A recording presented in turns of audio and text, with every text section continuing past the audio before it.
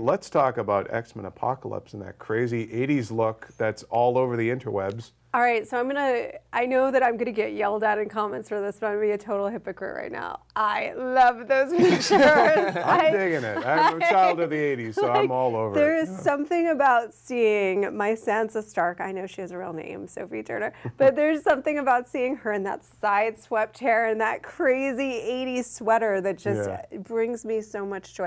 Those costumes, I think some people might find them over the top, you know. They were over the top in the 80s. but they are very much like, they feel of the time. That's how kids would have dressed then. That's how they for did sure. dress. In Jubilee, finally an era where she can just rock that yellow jacket. Initially we saw it with the black coat over it, but in the set photo that Bryan Singer tweeted out, or put on Instagram, it was just the full-on yellow. She had some like flair, some like pins and stuff, and I think she had the pink sunglasses. I love that you just called it flair. Well, Fridays waiters, you know. So it looks awesome. She looks like Jubilee to a T. Very excited for that. I think it's the third actress to be cast as Jubilee. Yeah. She's actually gonna have lines and be a part of the movie. And they showed. We are also talking about Nightcrawler. Nightcrawler, yes, please. Very cool. Although the sort of like people calling it the emo hair sweep isn't my favorite, but he looks like Nightcrawler. Looks pretty good. Don't you, Michael Jackson? Don't you feel like if he wasn't Nightcrawler, he would have been on that short list for Spider-Man?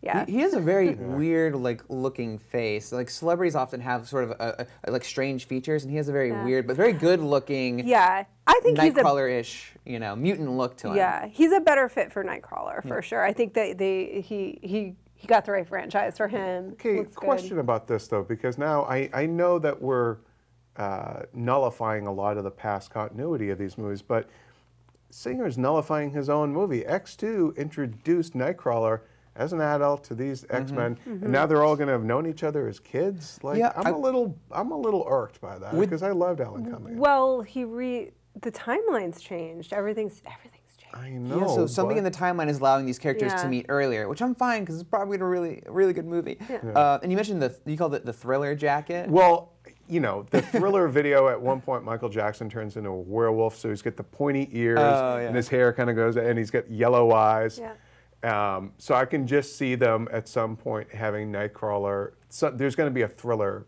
reference at some point in there. But yeah, how else do you get his costume colors sort of in there? I like the jacket. He looks cool. Yeah. I'm into it. Yeah, I like it.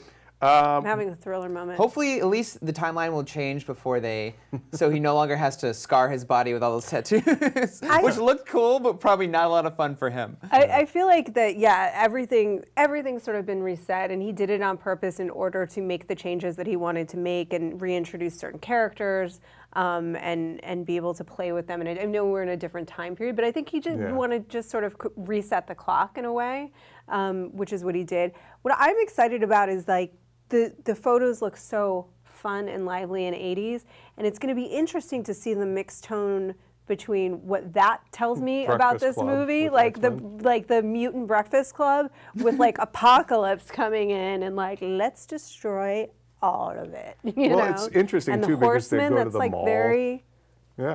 I'm sorry. They go to the mall and they go to see Return of the Jedi and stuff. Like, I love that.